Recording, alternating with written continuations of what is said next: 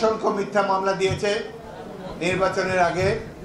গায়েবী মামলায় হাজার হাজার লোক সারা বাংলাদেশে, আমার এখানেও 700 জনের বিরুদ্ধে মামলা দেওয়া হয়েছিল 18 সালের নির্বাচনের আগে।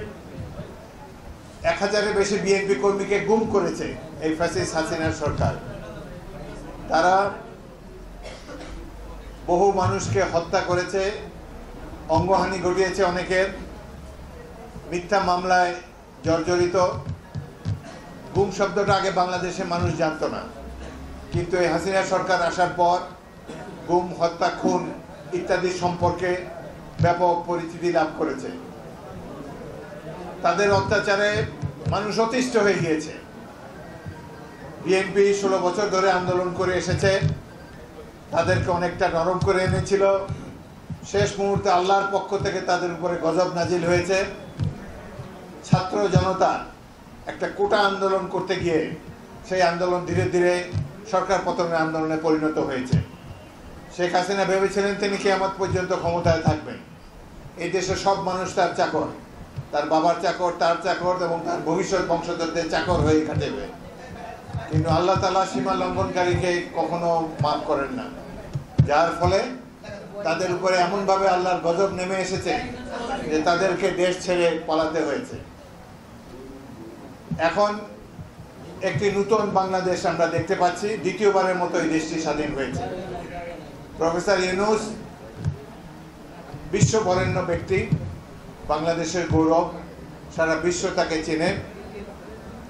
তাকে তত্ত্বাবধায়ক সরকার হিসাবে দেশের ছাত্র জনতা, রাজনৈতিক দলসমূহ মেনে নিয়েছে। আমরা বিএনপির পক্ষ থেকেও তাকে সব ধরনের সাহায্য সহযোগিতা করব। নির্বাচন কবে হবে জানা নেই, তবে যখনই হয় আমার দৃঢ় বিশ্বাস 16 বছর ধরে আমরা যে আন্দোলন করেছি, জনগণের মধ্যে বিএনপির যে ভিত্তি, বেগম খালেদা জিয়ার যে ব্যাপক জনপ্রিয়তা, ইনশাআল্লাহ বিএনপি আবার রাষ্ট্র ক্ষমতায় যাবে। এখন আমরা যেন আওয়ামী লীগ না হয়ে যাই। আওয়ামী লীগ যেসব অপকর্ম করেছে সেগুলোর থেকে আপনারা বিরত থাকবেন। কোনো ধরনের চাঁদাবাজি, দখলবাজি এগুলো আমরা সহ্য করব না। দলের কোনো নেতা যদি এই ধরনের কোনো কাজ করে তাকে অবিলম্বে দল থেকে বহিষ্কার করব এবং পুলিশের কাছে হস্তান্তর করে দেব। তালা লাগাতে যাবেন না, কারো ভূমিকেও দখল করতে যাবেন না। অন্যায়ভাবে আওয়ামী লীগেরা আমাদের যে দখল, আমাদের সদস্যদের যেসব জায়গা জমি দখল করে যদি থাকে, আইনগতভাবে তার আমরা মোকাবেলা করব। আমরা একটা সুন্দর বাংলাদেশ গড়তে চাই, যেখানে বৈষম্য থাকবে না, প্রত্যেকের জন্য সুযোগের সমতা থাকবে। বাংলাদেশের জাতীয়তাবাদের ভিত্তিতে এই রাষ্ট্র পরিচালিত হবে। শহীদ রাষ্ট্রপতি জিয়াউর রহমান বাংলাদেশের সবচেয়ে জনপ্রিয় রাজনৈতিক নেতা। তার পথ অনুসরণ করে আমরা বিএনপিকে দীর্ঘ পথ পাড়ি দিতে হবে। সততা, দেশপ্রেম সম্বল করে আমরা এই নতুন বাংলাদেশকে গড়তে চাই। সুতরাং আমি আপনাদের সকলের সহযোগিতা কামনা করি।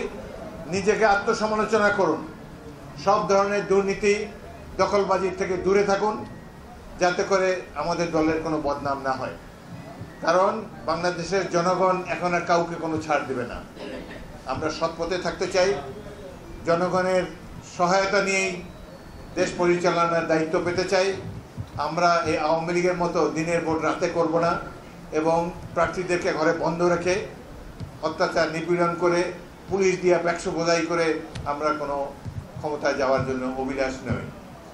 এখন আপনাদের সবাইকে এখানে যাদেরকে না ডাকি, সারাদিন এই বাসায় একটা মেলা শুরু হয়ে গেছে, সকাল বিকাল। এখন আপনাদের 16 বছরের যদি অনেক নালিশ জমা হয়ে থাকে, এগুলা একদিনে তো উদ্গীরণ করা যাবে না, আপনাদের অপেক্ষা করতে হবে। আমারও যথেষ্ট বয়স হয়েছে। এখন আগে যেরকম সকাল থেকে শুরু করে রাত পর্যন্ত মিটিং করতে পারতাম, এখন আর সেই শক্তি নাই। এখন বয়সের সাথে সাথে আমাদেরও নানা অসুবিধা আছে, তবুও আল্লাহ আমার বয়সের তুলনায় আল্লাহ আমাকে ভালো রেখেছে। তো যাদের সাথে মিটিংয়ের জন্য যাদেরকে ডাকি, আজকে এরপরে মিটিং করব আমার ইউনিয়নের বিভিন্ন নেতৃবৃন্দের সাথে। এখানে তো আম দরবার হয়ে গেছে, এখানে আর কোনো কথা। আমি ছোট ছোট গ্রুপে এখানে যে কজনকে পারি আজকে কথা বলবো। কালকে আমি তজুমুদ্দিনে যাব, এরপরে ঘন ঘন আসবো। কিন্তু কেউ সারাদিন খামাখা এসে বসে থাকে আর রং তামাশা দেখার জন্য এখানে কেউ বসে থাকবেন। কিন্তু 2018 সালের নির্বাচনে এই বাসায় যখন আসে নির্বাচন করার জন্যে, প্রথমে সদরঘাটে আমার লঞ্চটি ভেঙে দেওয়া হয় এবং তারপর ওদিন আসতেই পারিনি। পরের দিন যখন পুলিশ এসকর্ট নিয়ে আসি, এই বাসার পৌঁছার পর সন্ধ্যার সময় পুলিশ বাহিনী এসে বাসাটি ঘিরে রাখে এবং আমি পরের 15 দিন 1 মিনিটের জন্য ঘর থেকে বেরোতে পারি নাই, নির্বাচনী প্রচারণা করতে পারি নাই এবং নির্বাচনের দিনও ঘর থেকে বেরোতে পারি নাই। সিকিউরিটি অ্যাক্টে যে মামলা এখন পর্যন্ত এত বছর ঘানি টেনে চলেছে, এইভাবে ভোট ডাকাতি করে, দিনের ভোট রাতে করে, নৈশ ভোটের মাধ্যমে ফ্যাসিস্ট হাসিনা সরকার 16টি বছর জনগণের উপরে অত্যাচার নির্যাতন চালিয়েছে। তারা এই দেশের ব্যাংকসমূহকে লুট করেছে, অর্থনীতির ধস নামিয়েছে, এমনকি বাংলাদেশ ব্যাংকের টাকা পর্যন্ত তারা হাইজ্যাক করে নিয়ে গিয়েছে।